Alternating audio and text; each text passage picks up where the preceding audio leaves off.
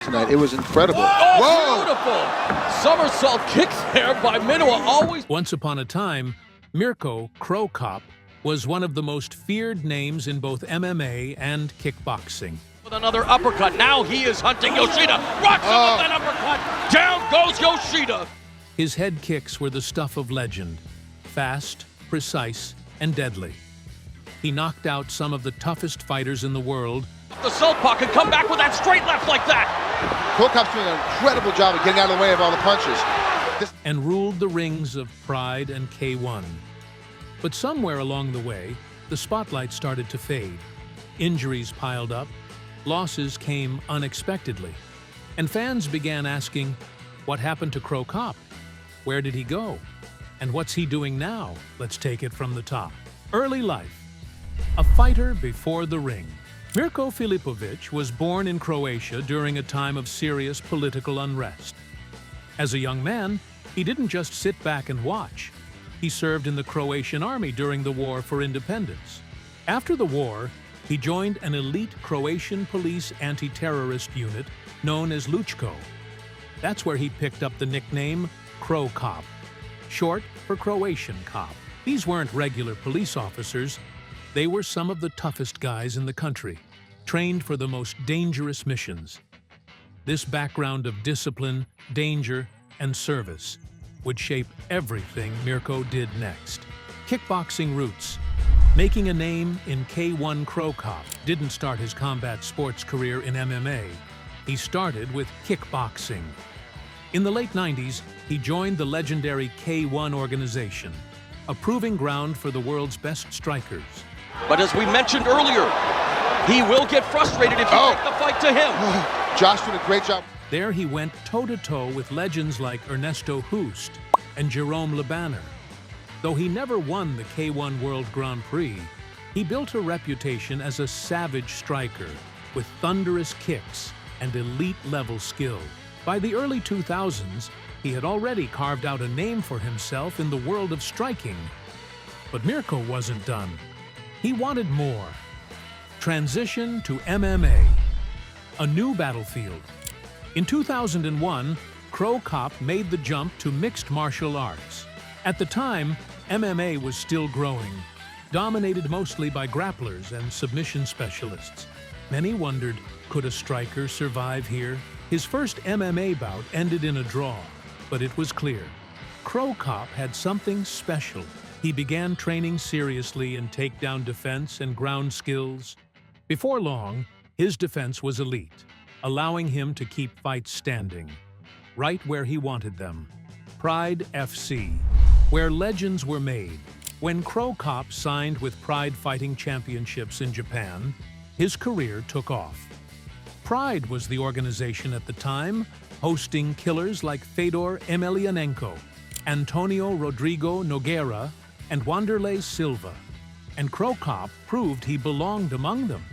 His southpaw stance made his left leg a nightmare for opponents. He didn't just land head kicks, he ended fights with them. So much so that fans coined the phrase, right leg, hospital, left leg, cemetery. Iconic fights and legendary knockouts. Some of Cro Cop's most unforgettable performances came in Pride. In 2004, he knocked out Igor Vovchanchin with a head kick in under a minute. Some hammer fists on Wanderlei Silva. The crowd at Saitama is going crazy. In 2005, he landed another devastating head kick, this time against Wanderlei Silva. And in 2006, he won the Pride Openweight Grand Prix, defeating Josh Barnett in the finals. That tournament win was the peak of his career and one of the greatest accomplishments in MMA history. UFC move, hype, hope, and heartbreak. In 2007, Cro Cop signed with the UFC, one of the biggest acquisitions at the time. The hype was massive. He won his debut fight easily, and fans assumed the heavyweight division was about to be Cro Cop's playground. Then came Gabriel Gonzaga.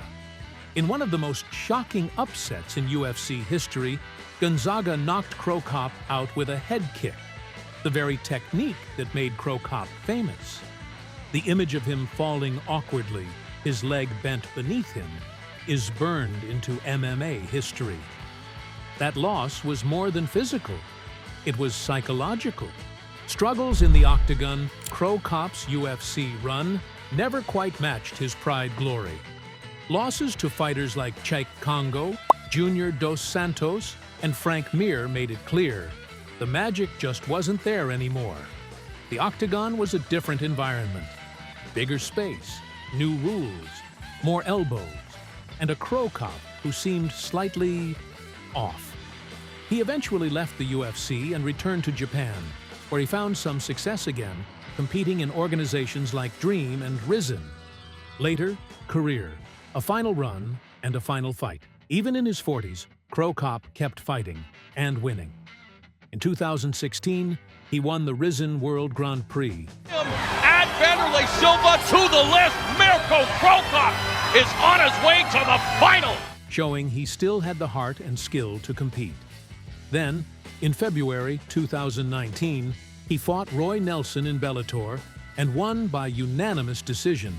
It was a satisfying win, avenging a previous loss, and fans started whispering, could he make one more title run? Just weeks later, everything changed, the end of the road.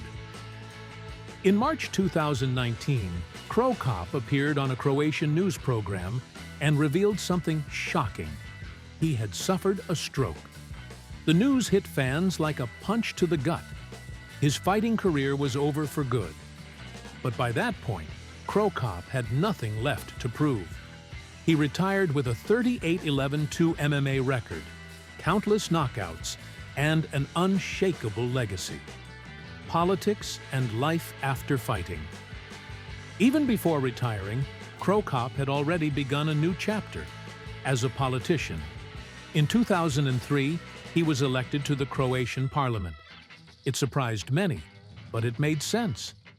Cro Cop had always been about service and discipline.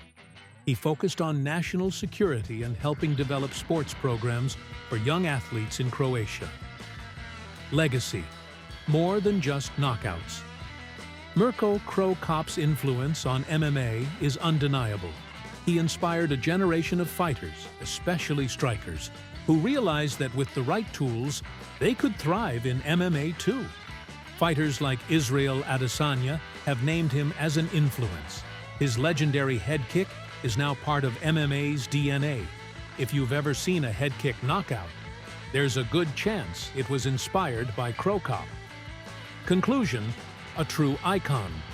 Cro Cop may not have had the UFC dominance some hoped for, but that doesn't change his place in MMA history. He was a warrior, a legend, and a symbol of what happens when discipline, skill, and determination come together in one fighter. He didn't just fight, he left a mark.